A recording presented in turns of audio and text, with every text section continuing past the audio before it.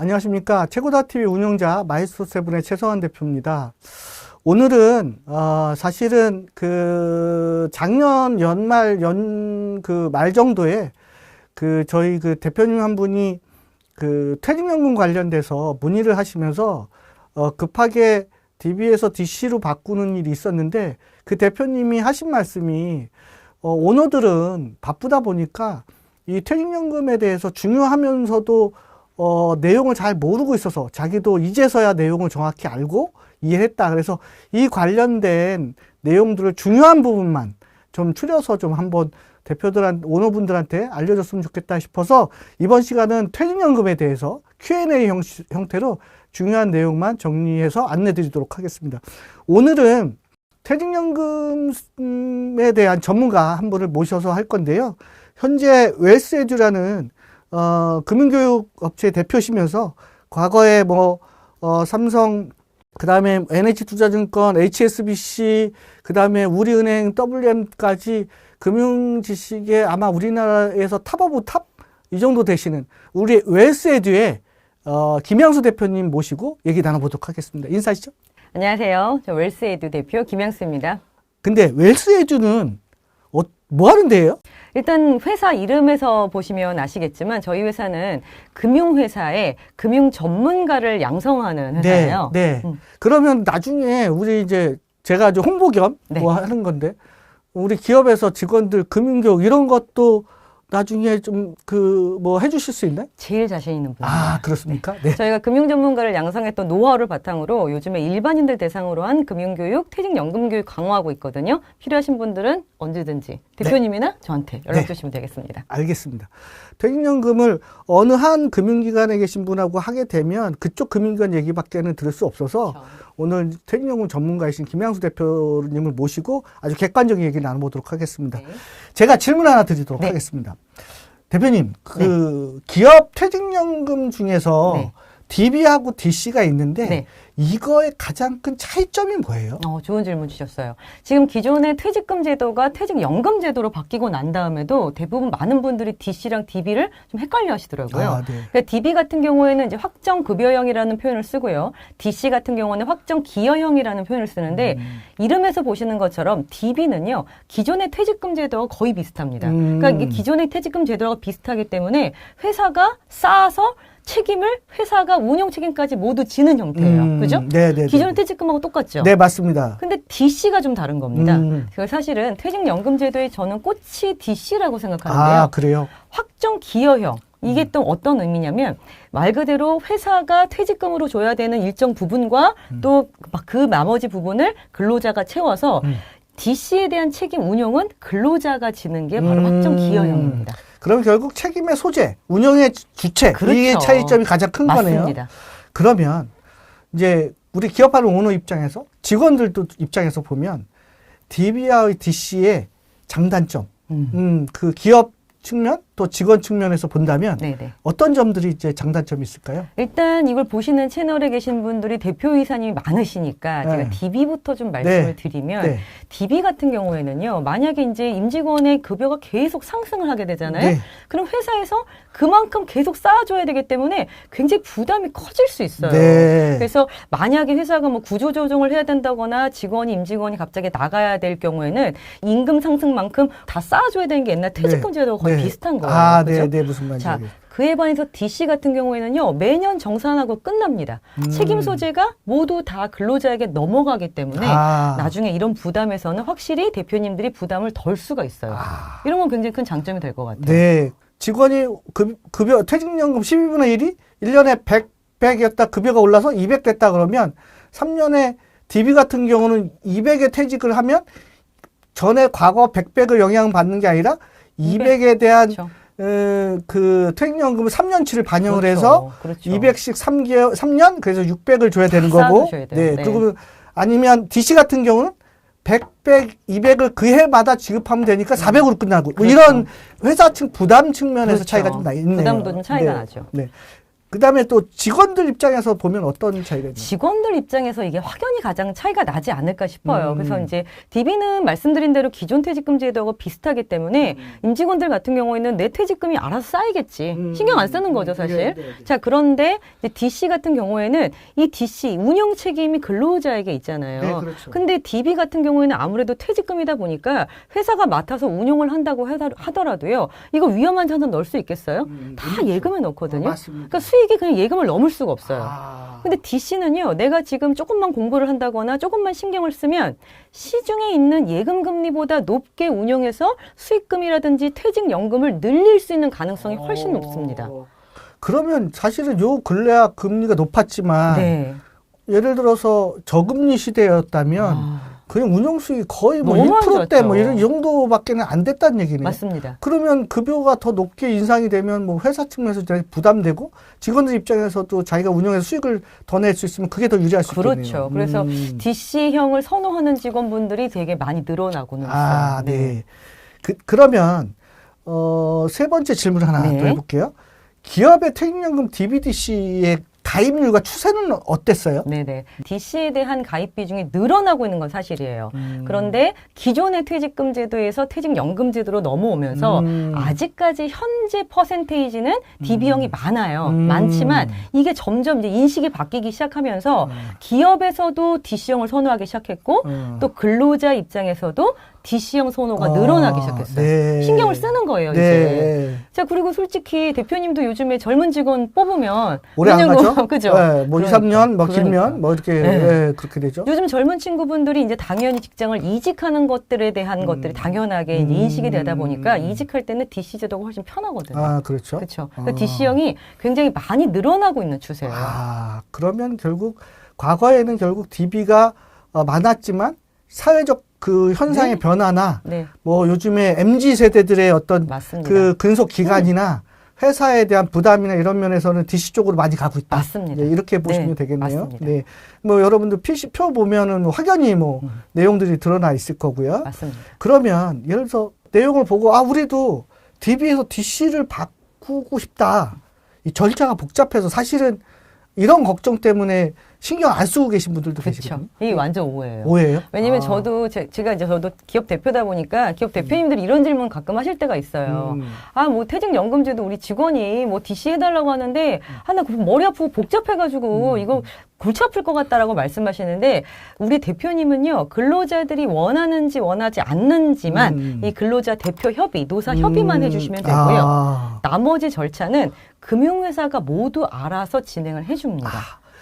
지금 이제 금융회사 우리가 이제 뭐 화면에나 나오는 거나 아니면 이제 얘기를 드리면 퇴직연금 사업자라고 얘기를 합니다. 그렇죠. 보통은. 근데 사실은 우리가 쉽게 이해하는 건 퇴직연금을 가입시키는 금융기관들이 그렇죠. 이제 다 모든 걸 다 네, 맞습니다. 해준다. 그러니까 맞습니다.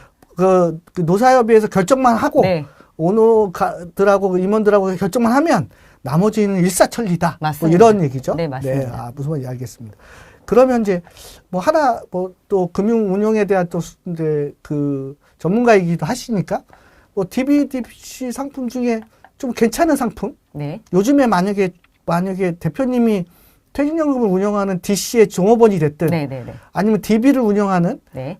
이제 사업자가 오너가 됐든 네. 만약에 요즘에 추천하는 만한 상품이 뭐가 있어요? 사실 DB를 운영하시게 되면요. 대표 입장에서도 이거 운영하는데 운영의 폭이 좁아요. 이거 사실 이거 운영했다가 마이너스 나면 어떡할 맞습니다. 거야. 그죠? 맞습니다. 근데 이제 DC 같은 경우에는 요즘 젊은 친구들도 그렇고요. 요즘 사회 분위기가 이 금융 자산에 대한 수익률을 올리는 거에 대한 관심이 많아져서 공부 많이들 하시잖아요. 네, 그죠? 맞습니다. 자, 그러면 작년 같은 경우야 사실은 주가 수익률이 되게 좋았단 말이에요. 네, 생각보다 좋았어요. 네, 네. 그래서 뭐 S&P 500이나 아니면 위험자산 비중을 늘리셔도 좋은 수익을 내셨을 거예요. 근데 이제 DC를 이제 선택하시게 되는 분들은 고민이 생기는 거예요. 이거 내가 운영해야 되는데 이거 좀 부담스럽다 하시는 분들이 있으신데 요즘은 DC를 선택하셔도 이제 금융회사별로 이 디폴트 옵션이라고 하는 자산 배분을 알아서 해주는 이런 선택할 수 있는 상품의 폭이 넓어졌어요. 그래서 그렇게 선택하셔서 편하게 운영하셔도 되고 되고 아니면 내가 좀 공부를 했어요. 그리고 내가 선택하고 싶어요. 그럼 2024년 같은 경우에는요. 사실 약간 느낌 오셨겠지만 이제 금리가 좀 많이 높다 보니까 경기가 조금 안 좋아지는 거 피부로 느끼시잖아요. 네네네, 자, 그럼 이제 경기가 안 좋아지면 이제 주가 수익률도 안 좋아질 수 있다라는 좀 부담감이 생기니까 어떻게 운영해야 될까 고민이 되실 텐데 2024년은 지금 미국에서도 금리 인하를 할 것으로 어느 정도 예상이 되고 있는 시점이죠.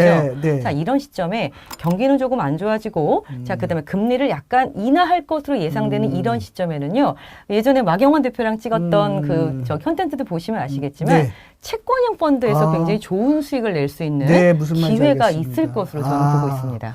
그러면 뭐 지금 얘기 드린 것처럼 또 저희가 과거에 마경환 대표를 통해서 퇴직 그 채권 관련된 얘기를 드린 것처럼 그렇죠. 일맥상통해서 맞습니다. 그렇게 운영하시면 되겠다. 네, 맞습니다. 네, 알겠습니다. 그다음에 제가 질문 하나 더 있어요. 네. 이 퇴직연금 DC를 좀 활용하면 네. 제가 하나를 좀 이따 또 물어보겠지만 네. 첫 번째 제가 작년 연말에 고객이 전화가 와서 갑자기 올해 네. 영업의 수익이 많이 난 거예요. 그렇죠. 그래서 법인세가 엄청 많이 나올 것 같다는 거예요. 네네. 이 세금을 줄일 수 있는 방법이 네. 있냐? 네. 이런 질문을 받은 적이 네네. 있어요. 그래서 제가 확인을 해보고 이것저것 했지만 네. 오늘 대표님 이부를 통해서 네. DC를 통해서 법인세를 줄일 수 있는 방법이 있나요? 그렇죠. 사실 이런 것도 운영의 묘미가 좀 더 있습니다. DC 네, 같은 네, 경우에는. 네. 왜냐하면 지금 방금 최 대표님 말씀해 주셨던 것처럼 회사를 운영하다 보면 예상보다 갑자기 또 수익이 나는 경우가 있죠. 부동산을 매각하셨다거나 네, 네, 네, 네. 갑자기 큰 건이 들어왔다거나. 네, 네, 네, 네. 그런데 그렇게 되면은 수익 난 건 좋지만 법인세가 많이 나오는데 네. 이런 경우에는 이제 올해 DC 말고도 내년 DC를 좀 미리 가입을 하신다라면 네, 이 가입한 만큼은 비용으로 인정을 받을 수가 있어요. 결국은 올해 내년 것까지 미리 조금 일부를 더 넣는다. 그렇죠. 그렇게 하시면 되겠죠. 맞습니다. 그러면 이제 맞습니다. 법인세를 줄일 수 있다. 그렇죠. 네, 좋은 또 법인세 절세의 팁이네요. 그렇죠. 그 다음에 또 하나. 제가 직원들 측면에서도 네. DC를 통해서 제가 특별상여금이나 이런 걸 활용해서 맞습니다. DC를 활용할 경우 절세 효과가 있다. 맞습니다. 여기 이런 얘기가 있는데 그거 자세히 설명 좀 해주시죠. 맞습니다. 네. 사실 그 부분 때문에도 요즘 임직원들 사이에서 DC를 가입을 하기를 원하는 사람이 늘어나고 있는 게 기본 퇴직급여, 퇴직연금 같은 DB 같은 경우에는 내가 이제 12분의 1만큼만 넣으면 사실 추가적으로 납입할 수 있는 한도가 넉넉하지가 않잖아요. 네, 끝이에요, 네, 사실은. 네, 네, 네. 근데 DC 같은 경우에는요. 지금 방금 말씀하신 경영성과금, 인센티브 이거 사실 저희가 막 예측할 수 있는 건 아니잖아요. 네, 네, 네, 근데 잘 맞습니다. 나왔어요. 근데 그런 경우에 연봉이 높으신 분들 같은 경우는 인센티브 받으면요. 근로소득세 떼보셔서 너무 아시죠? 세죠. 예. 30-40% 떼시는 분들 맞습니다. 계세요. 그러면 네. 정말 남는 게 없다는 말씀까지 하시는데 그런 경우 내가 꼭 지금 써야 될 게 아니라면 이걸 DC 가입하신 분들은 DC형 계좌에 넣을 수가 있어요. 미리 합의된 비율로. 네. 자, 그러면 이 DC가 넣는 순간 근로소득세가 아니고 어떻게 나중에 퇴직금, 퇴직연금으로 받을 때 퇴직소득세로 세금을 납부하시기 때문에 대표님 근로소득세랑 퇴직소득세 차이 얼마나 많이 나는지 아시죠? 너무 많이 나죠. 너무 많이 나잖아요. 네, 그죠? 맞습니다. 맞습니다. 그래서 이게 바로 과세 이연 효과죠. 아, 네. 그죠? 그러니까 소득세로 사실은 이제 상여금 받는 임원들 같은 그렇죠. 경우는 한 40% 이상 세금을 낼 수도 있는데 맞습니다. 그 세금을 퇴직소득세로 가면 정말 뭐 10% 이하로 네. 그렇게 세금을 맞습니다. 그것도 미래에 내가 맞습니다. 다른 소득 없을 때 맞습니다. 아주 좋은 효과가 나는 거죠. 맞습니다. 야, 이것도 또 하나의 좋은 팁이겠습니다. 맞습니다. 네. 그래서 세금을 절세할 수 있는 게 법인은 법인세, 그 다음에 지금 일반 근로자들도 근로소득세가 아닌 퇴직소득세라는 절세하는 효과가 있기 때문에 제가 볼 때는 DC 활용하시는 분들이 더 많이 늘어나지 않을까 싶어요. 그러면 이제 아까 이제 이거에 관련돼서 추가로 질문 드리면 이런 것도 사실 뭐 규약도 만들어야 되고 네. 그다음에 또 우리가 DB에서 DC로 옮겨야 될 때 규약도 만들어야 되고 이런 여러 가지 부분들을 다 만들려면 네. 되게 골치 아픈데 네. 아까 상여금 집어넣는 것도 네네. 있어야 돼. 이런 것들이 퇴직연금 사업자 그러니까 금융기관에서 네. 다 해주나요? 사실 기본적인 합의는 대표님이 좀 해주셔야 돼요. 네, 그쵸, 어머님, 그쵸. 그쵸? 임직원들 예. 몇 프로까지 몇 넣을 프로까지, 거냐. 오케이. 그리고 그 이후에 모든 서류 작업이라든지 모든 전환 작업은 금융회사에서 거의 다 요즘 전산 또 얼마나 좋아졌는데요. 그렇죠. 처음 퇴직연금 제도 도입할 때보다 지금 더 좋아졌어요. 굉장히 간편해졌습니다. 역시. 너무 두려워하실 필요 없을 것 같아요. 그럼 마지막으로 네. 이제 퇴직연금 사업자를 우리가 한 군데만 둘 필요는 없잖아요. 그렇죠. 아까도 얘기했듯이 옮겨가듯 네. 사실은 기존에 작년에 연락 왔던 분도 기존에였던 퇴직연금 사업자 쪽에서 너무 관심을 안 주다 보니까 그렇구나. 수익률 문제도 생겼고, 네네. 그다음에 지금처럼 얘기한 아까 직원들 상여금 문제 네. 이런 얘기들이 전혀 안 됐었다는 그렇죠. 거죠. 그랬을 경우에 이런 퇴직연금 사업자를 내가 이제 재선정하고 네. 아니면 DB에서 DC로 가든 여러 가지 방법들에 의해서 퇴직연금 사업자를 중복 선택을 하든 할 때 네. 어떤 금융기관을 선택해야 되는지 맞습니다. 기준 좀 얘기해 주시죠. 되게 중요해요. 네. 왜 중요하냐면 당연히 이제 선정을 하고 난 다음에는 퇴직연금 같은 경우 특히 확정기형 한번 선택하시면 생각보다 그렇게 자주 안 바꾸게 되세요. 끝까지 가는 경우가 많죠. 네네. 자, 이런 경우에는 일단은 저는 금융회사의 규모도 상당히 중요하다고 생각합니다. 네. 또 그리고 이 규모만큼 그동안 안정적으로 운영을 했느냐. 이거 되게 중요하잖아요. 그렇죠. 맞습니다. 퇴직금이니까. 예, 맞습니다. 그죠? 예, 예. 자, 근데 아까 규모를 또 얘기했던 이유가 뭐냐면 사용의 편리성 때문에 그래요. 아까 말씀드렸던 전산이라든지 네, 뭐 네, 서류 네. 작업이라든지 네, 네. 이런 것들이 확실히 편해요. 아. 이해가시죠? 그죠? 그래서 그런 부분도 이제 굉장히 중요하고요. 마지막으로 아까 방금 말씀 주셨던 것처럼 가입하고 난 다음에 관리가 아예 안 되거나 교육이 아예 없거나 그냥 내버려둬 방치하는 경우가 있을 네, 수 있습니다. 맞습니다. 맞습니다. 그러니까 이런 사후 관리가 제대로 잘 이루어지는지를 확인해 보시고 가입하시는 게 훨씬 도움이 되실 것 같아요. 맞습니다. 이게 제가 보기에는 운용 수익률 문제도 있지만 직원들의 불만도 나올 수 있을 것 같아요. 그럼요. 예. 어쨌든 오늘 지금까지의 퇴직연금에 대해서 네. 조금 우리가 깊이는 아니지만 대표님들이 퇴직연금에 대한 기본적인 이 정도 지식은 알고 계시면 우리 회사가 운영하는 퇴직연금에 대해서 다시 한번 검토해보고 직원이나 그다음에 오너들을 위해서 조금 더 좋은 방향의 퇴직연금 상품을 선택을 하거나 사업자를 선택하는 데 도움이 됐을 거라고 저는 보고요. 혹시 필요한 내용들, 그러니까 퇴직연금 관련돼서 조금 더 깊이 알고 싶거나 아니면 직원들 금융교육을 좀 시켜야겠다.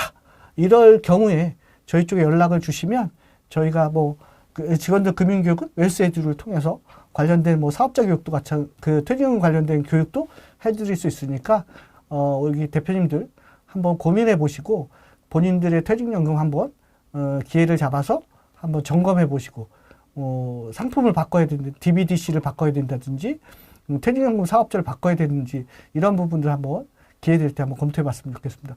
오늘 내용은 퇴직연금 관련된 Q&A 형태로 우리 웰스에듀의 퇴직연금 전문가이신 김영수 대표님하고 안내를 드렸습니다.